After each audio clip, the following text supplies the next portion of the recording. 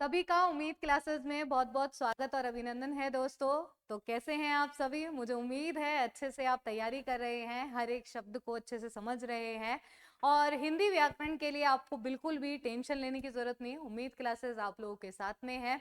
पूरा हम क्या करेंगे, सभी शब्दों का पोस्टमार्टम करेंगे।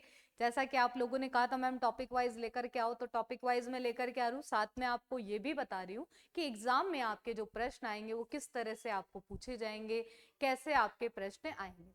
तो देखिए यहाँ पर आपका संपूर्ण जो भी हिंदी व्याकरण है, चाहिए आईएएस हो, चाहे आरएएस हो, चाहे आपका आरजेएस जेएल हो, एपीओ हो, चाहे कोई भी एग्जाम की आप तैयारी कर रहे हो, पटवारी हो, वीडियो हो, एसएससी बैंक, रेलवे हो, एलडीसी हो, टीचर ग्रेड हो या स्टेनोग्राफर हो, जूनियर अकाउंटेंट हो, एएसआई हो, तो कंप्लीट आपको हिंदी व्याकरण की तैयारी उम्मीद क्लासेस पे करवाई जा रही है। तो देखिए दोस्तों, हम लोगों ने कर्मधारय समास पढ़ लिया, तत्पुरुष समास पढ़ लिया, समास पढ़ लिया कि समास क्या होता है। आज हम पढ़ेंगे द्विगु समास। आज हम क्या पढ़ेंगे? द्विगु समास पढ़ेंगे। ठीक है, तो आप लिख लीजिए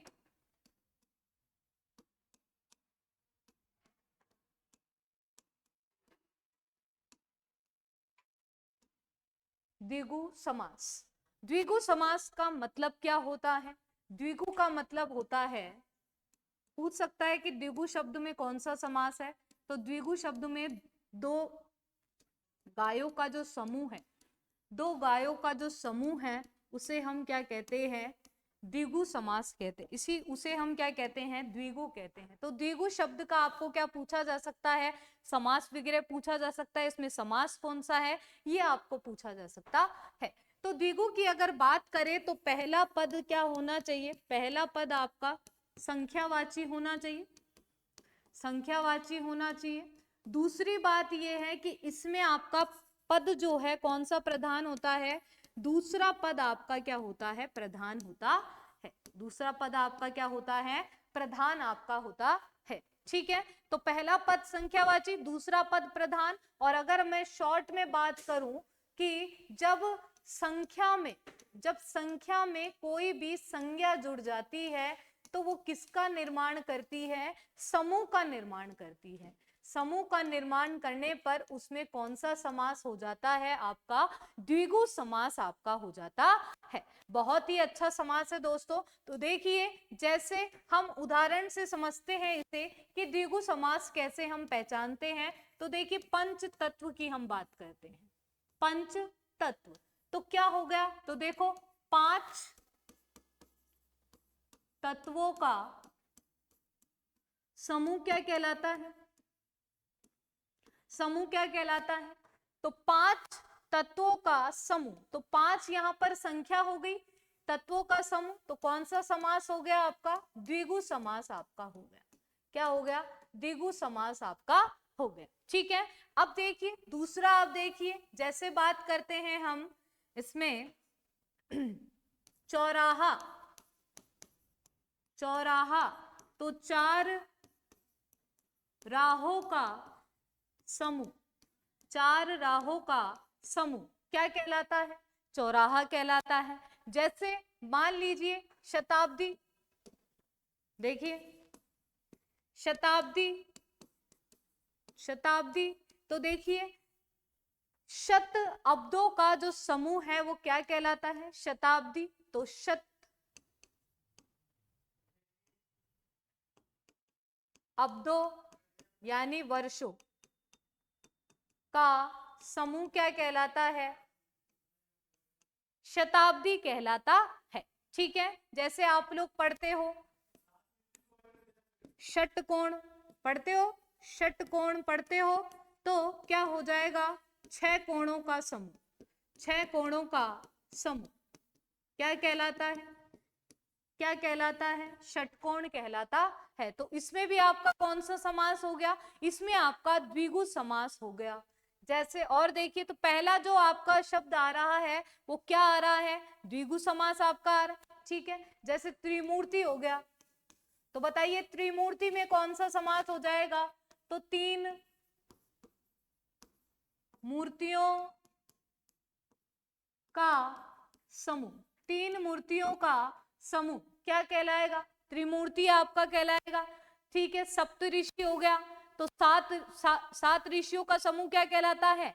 सप्तऋषि कहलाता है। ठीक है, आपके पूछ लिया जाता है एग्जाम में, बहुत बार आया सतसई, सतसई, तो ये सतसई का क्या हो जाता है? सत मतलब 700, 700 दोहों का जो समूह है उसे हम क्या कहते हैं?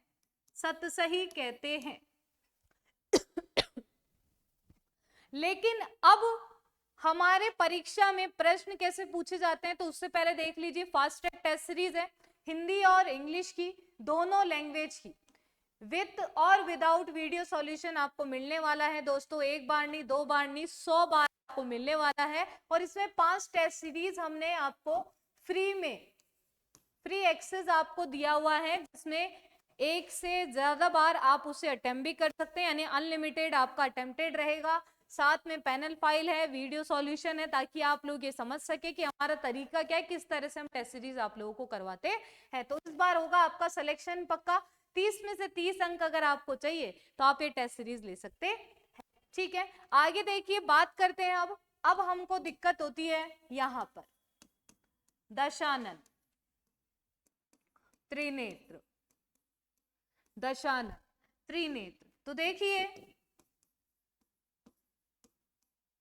10 आननों का समूह, 10 आननों का समूह, और 10 है आनन जिसके, किसके हैं दशानन? किसके होते हैं दशानन? अर्थात रावण।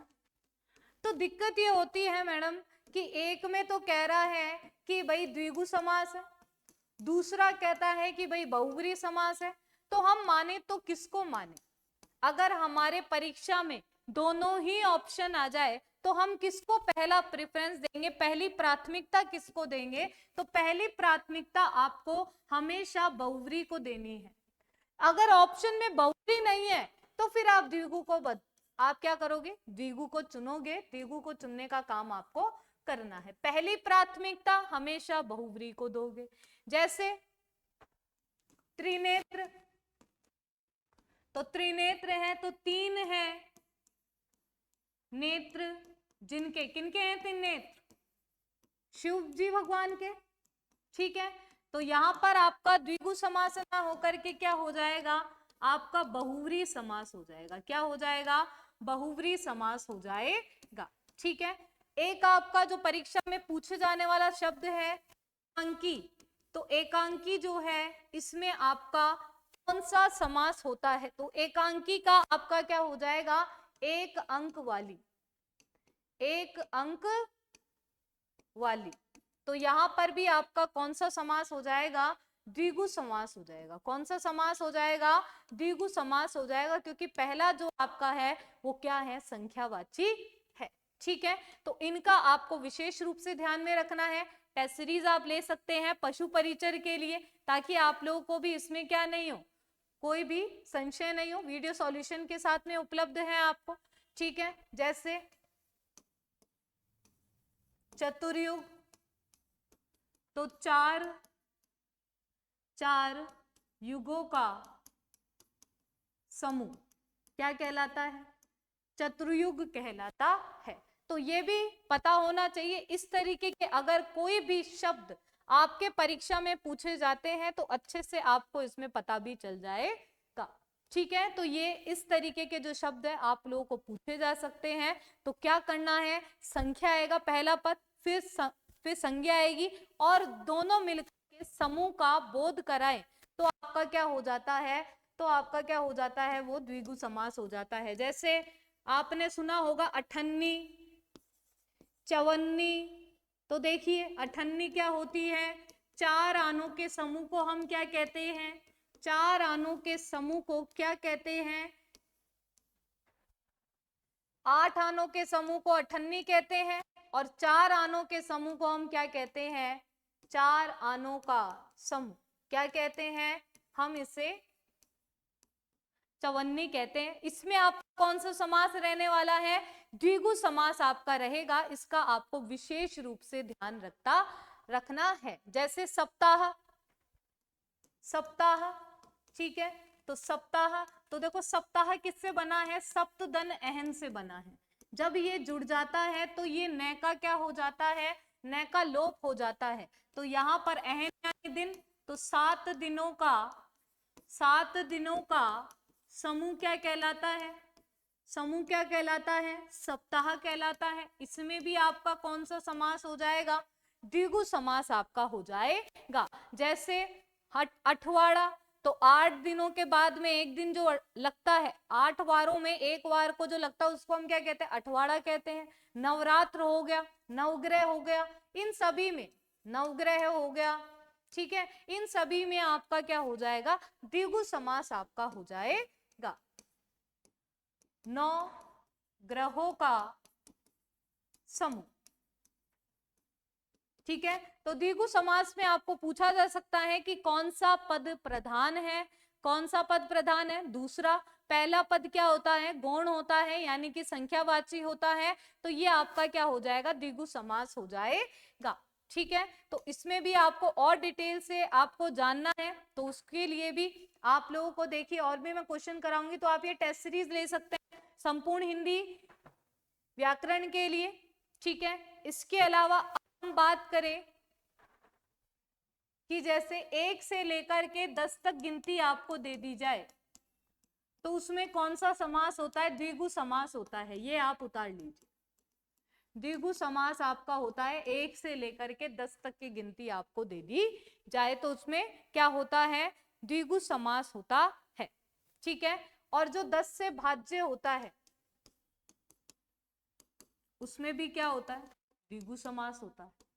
ये भी आपको ध्यान में रखना है, ठीक है। हाँ, तो ये इंपॉर्टेंट बातें हैं जो आप लोगों को यहाँ पर याद में रखनी है, ठीक है। अब ये मैथ्स और रीजनिंग की आप लोगों की क्लास रात को 9 बजे होती है और साइंस की क्लास आपकी 9:30 बजे होती है ट्रिक्स के साथ में, तो इसको भी देखना नहीं भूलना है आप लोगों को, ठीक है। कोई भी दिक्कत, कोई भी ऐसी समस्या हो और कंफ्यूजन वाला मैंने आप लोगों को बता दिया है कि कहीं आपको ऐसा लगे कि में कौन सा समास है। जैसे एक शब्द मैं लिख के दे देती हूँ आपको, जैसे मैं लिखती हूँ 58, 58, ठीक है। तो 58 मैंने लिखा, तो यहाँ पर आपका क्या हो जाएगा, या फिर आपको दे दिया कि इस 58 में कौन सा समास है, तो 8 और 50 है ना, 50 और 8 लिख सकते हो या 8 और 50 भी लिख सकते हो, ठीक है। तो 8, तो यहाँ पर आपका द्विगु समास ना होकर के कौन सा समास हो जाएगा, द्वंद्व समास हो जाएगा। इसको भी आपको समझना है, ठीक है। बीच की 10 से भाज्य संख्या ही द्विगु में आएगी, 10 से भाज्य है नहीं है, 10 से भाज्य इसमें नहीं है, ठीक है। तो इसका भी आपको विशेष रूप से ध्यान में रखना है। और भी कोई समस्या है आप पूछ सकते हैं, इस नंबर पे व्हाट्सएप कर सकते हैं अपने क्वेश्चंस को। उम्मीद क्लासेस की ऐप अगर डाउनलोड नहीं किए, ऐप अगर आपने डाउनलोड नहीं की है तो डाउनलोड कीजिए, सेशन को लाइक कीजिए, शेयर कीजिए और भी दोस्तों के साथ में, ताकि आप लोगों की भी परीक्षा की तैयारी अच्छे से सुदृढ़ हो सके और अच्छे से हम जो है परीक्षा में नंबर प्राप्त कर सके, सही से गोला हम भर सके, हमें किसी प्रकार का संशय नहीं रहे। तो इसी के साथ में मैं लेती हूं आप लोगों से विदा। थैंक यू वेरी मच दोस्तों, मिलते हैं नेक्स्ट सेशन में।